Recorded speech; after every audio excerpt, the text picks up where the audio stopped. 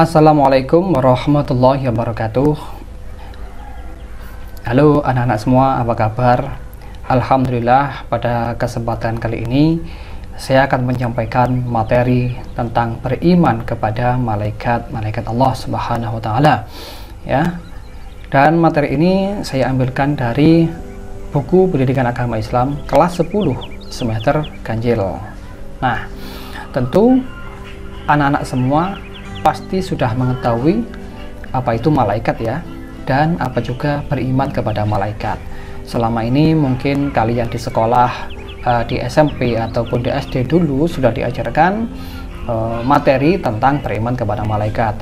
Nah, di kelas SMA ini atau SMK, kalian akan belajar lagi bagaimana kewajiban kita beriman kepada malaikat. Kita memperdalam lagi, begitu.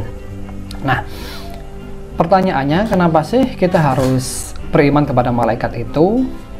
Nah, kira-kira bagaimana ya? Padahal kita ini kan tidak pernah melihat malaikat, tidak pernah mendengarkan malaikat, apalagi memegang malaikat. Tetapi kita disuruh beriman kepada malaikat Allah tersebut. Nah, bahkan kita wajib mengimani. Apabila kita tidak beriman kepada malaikat Allah, kita termasuk orang-orang yang kafir, seperti itu. Nah, baik, yang pertama kita cari tahu dari surat An-Nisa ayat 136. A'udzubillahi minasyaitonirrajim. Bismillahirrahmanirrahim. Ya ayyuhalladzina amanu aminu billahi wa rasulihi wal kitabil ladzi nazzala ala rasulihi الذي نزل على رسوله والكتاب الذي أنزل من قبل فمن يكفر بالله وملائكته وكتبه ورسله واليوم الآخر فقد ضل ضلالا بعيدا. Shadaqallahul azim. Artinya, wahai orang-orang beriman, tetaplah beriman kepada Allah dan Rasul-Nya, dan kepada kitab-kitab yang Allah turunkan kepada Rasul-Nya, serta kitab yang Allah turunkan sebelumnya.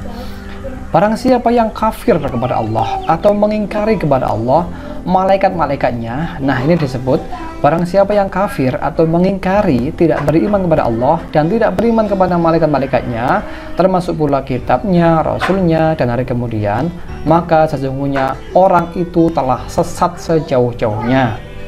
Nah, pada materi kita hari ini itu kan mengimani malaikat. Di sini juga disebutkan bahwasanya siapapun yang kafir kepada malaikat-malaikat Allah, berarti dia itu termasuk orang yang sesat ya, bahkan sesat yang sejauh-jauhnya, seperti itu.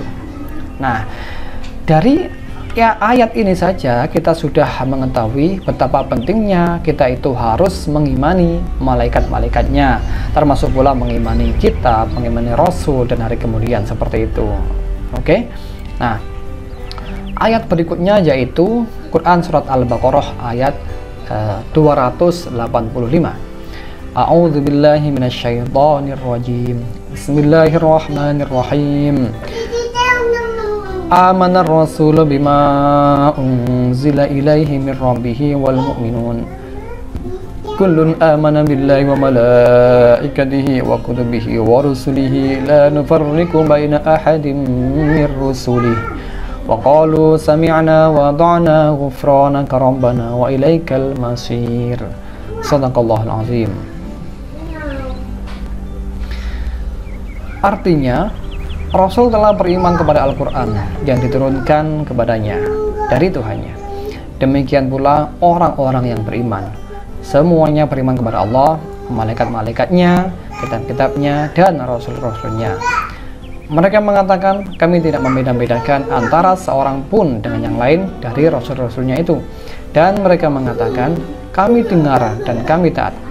Mereka berdoa, ampunilah kami ya Tuhan, ampunilah kami ya Tuhan kami, dan kepada Engkaulah tempat kembali. Nah, di sini disebutkan demikian pula orang-orang yang beriman, semuanya beriman kepada Allah, malaikat-malaikatnya. Nah, dalam materi ini kan kita beriman kepada malaikat.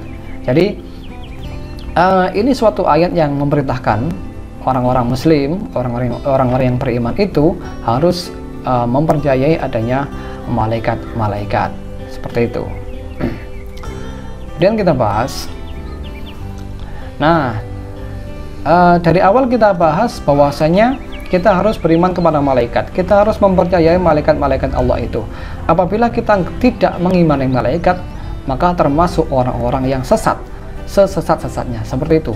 Maka oleh karena itu kita harus memahami, kita harus mengetahui sebenarnya apa sih malaikat itu. Nah, kita harus paham ya malaikat dalam pandangan Islam, yaitu ada ayat yang menjelaskan, yaitu surat Al-Fatir ayat 1. Kita baca dulu. A'udzubillahi minasyaitonirrajim. Bismillahirrahmanirrahim. Alhamdulillahi fatiris samawati wal ard, ja'ilal malaikati rusulan uli ajnihatin mathna wa thulatha wa ruba' yazidu fi khalqi ma yasha' innallaha ala kulli syai'in qadir. Artinya, segala puji bagi Allah pencipta langit dan bumi, yang menjadikan malaikat sebagai utusan-utusannya untuk mengurus berbagai macam urusan, yang mempunyai sayap masing-masing, ada yang 2, 3, dan 4. Allah menambahkan pada ciptaannya apa yang dikehendakinya. Sesungguhnya Allah Maha Kuasa atas segala sesuatu. Nah, dari ayat ini, surat Al-Fatir ayat 1, di sini dijelaskan bahwasanya malaikat adalah utusan-utusan, yaitu untuk mengurus berbagai macam urusan yang ada di alam semesta ini. Begitu. Dan malaikat itu memiliki sayap. Masing-masing ada yang memiliki 2 sayap, ada yang 3 sayap, ada yang 4 sayap, seperti itu. Nah, jadi itulah gambaran malaikat, bahwasanya malaikat itu makhluk yang diciptakan untuk mengurusi berbagai macam urusan, ya, dan memiliki sayap. Ada yang 2, ada yang 3, dan 4, seperti itu. Itu gambarannya malaikat. Nah, hampir sama dengan gambar yang ada di slide ini, ya. Ini gambaran malaikat. Namun ini hanyalah gambaran saja, bukan bentuk malaikat yang sebenarnya, ya. Bentuknya bagaimana? Wallahu a'lam. Yang jelas, malaikat itu sebagaimana yang disebutkan dalam surat tadi, itu memiliki sayap, ya. Ada yang 2, ada yang 3, ada yang 4, seperti itu. Dan tentunya malaikat ini makhluk yang terbuat dari cahaya. Nah, baik, kita lanjut. Nah, malaikat dalam pandangan Islam yang pertama, pengertiannya adalah makhluk yang diciptakan oleh Allah dari cahaya atau nur, ya. Ada yang mengatakan dari cahaya surga. Malaikat memiliki akal statis. Nah, maksudnya akal statis itu akalnya tidak berkembang, ya. Dari malaikat itu diciptakan sampai hari ini dan sampai kapanpun akalnya tetap seperti itu, tidak berkembang. Beda kalau manusia akalnya berkembang atau akal dinamis. Namun malaikat tidak makan, tidak minum, dan juga tidak mempunyai nafsu seperti halnya manusia. Nah, contoh ini kan kalau kita, ya, kita makan, kita minum, ya, kita memiliki nafsu dan lain sebagainya. Namun persamaannya dengan malaikat, kita sama-sama memiliki akal.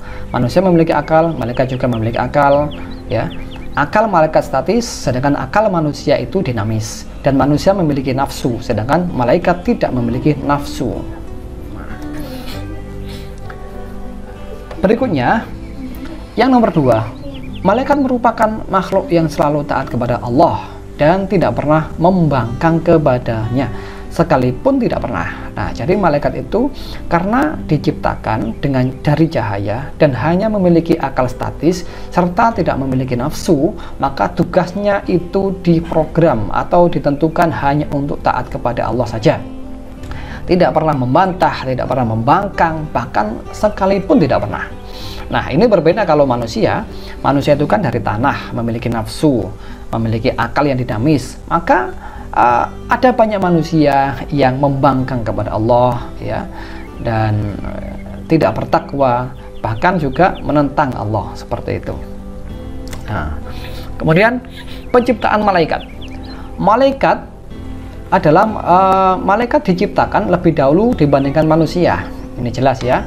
Sebelum manusia diciptakan, Allah sudah menciptakan malaikat terlebih dahulu, kemudian menciptakan jin, ya, terakhir menciptakan manusia. Gitu. Wujud malaikat sebagai makhluk gaib. Wujud malaikat tidak dapat dilihat, ya. Tidak dapat didengar, nggak dapat diraba, dicium, dan dicicipi oleh manusia. Dan tentunya tidak dapat dijangkau oleh panca indera kita. Tapi atas kehendak Allah Subhanahu wa taala, malaikat itu bisa merubah wujudnya menjadi manusia. Nah, jadi malaikat itu makhluk ghaib. Artinya ghaib adalah sesuatu itu ada. Ya, sesuatu ada, tetapi kita tidak bisa menangkap dari panca indera. Ya, contoh ini malaikat ya. Malaikat itu pasti ada, tetapi kita nggak bisa melihatnya, nggak bisa memegangnya, nggak bisa meraba, mendengarnya dan lain sebagainya. Ya, artinya panca indera manusia sama sekali tidak bisa mengakses informasi wujud malaikat itu. Itulah yang disebut dengan makhluk ghaib. Nah,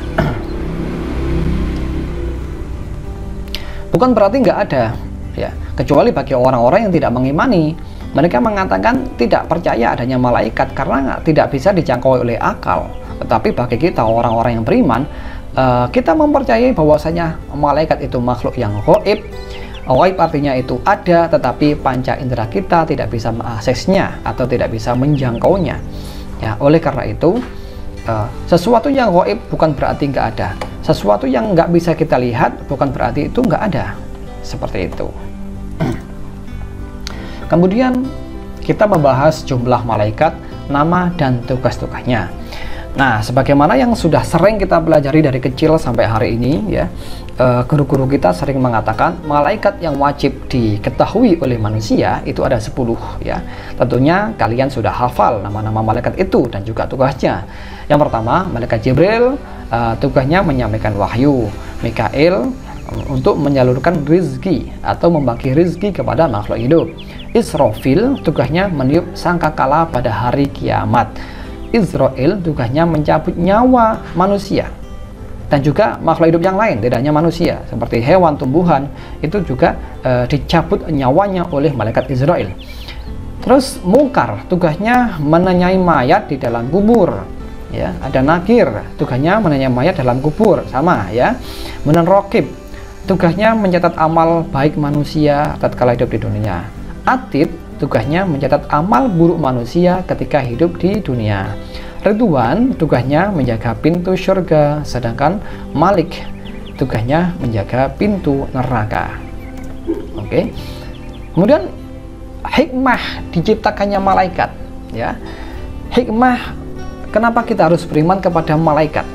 Nomor 1, memberi motivasi untuk selalu taat dan bertakwa kepada Allah Subhanahu wa taala seperti ketaatannya para malaikat.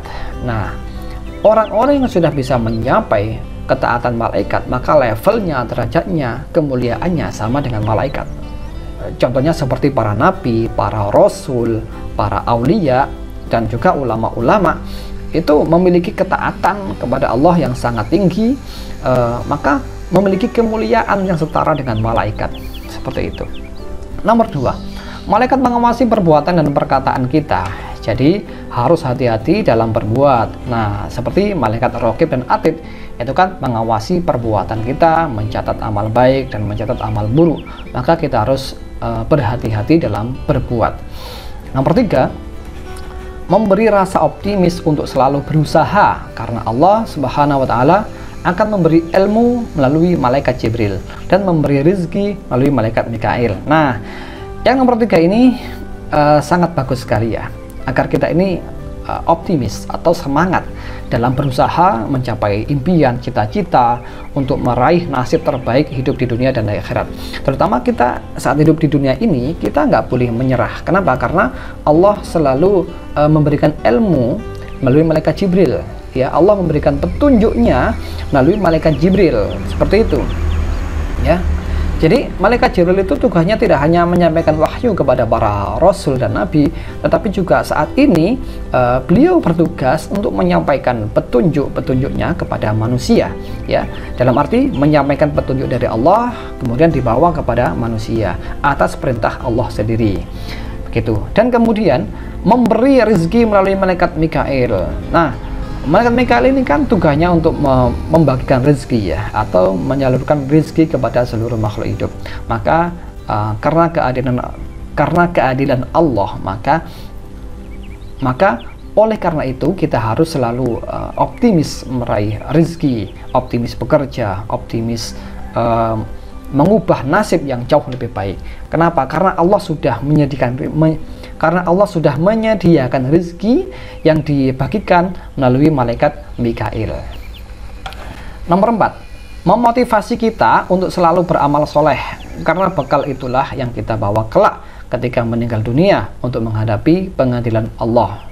Nah, ini kita harus beramal soleh, ya, karena malaikat itu semuanya beramal kebajikan dengan ketaatan yang luar biasa. Ini memberikan motivasi buat kita agar banyak beramal, banyak bersedekah, ya, pokoknya beramal baik atau beramal soleh, karena hal itu dibuat sebagai bekal yang akan kita bawa ketika di kehidupan akhirat untuk menghadapi pengadilan dari Allah Subhanahu wa Ta'ala. Nah, jadi itu materi kita hari ini tentang beriman kepada malaikat. Semoga materi ini menambah wawasan dan memberikan manfaat kepada kita semuanya. Amin ya rabbal alamin. Baik, saya akhiri. Wassalamualaikum warahmatullahi wabarakatuh.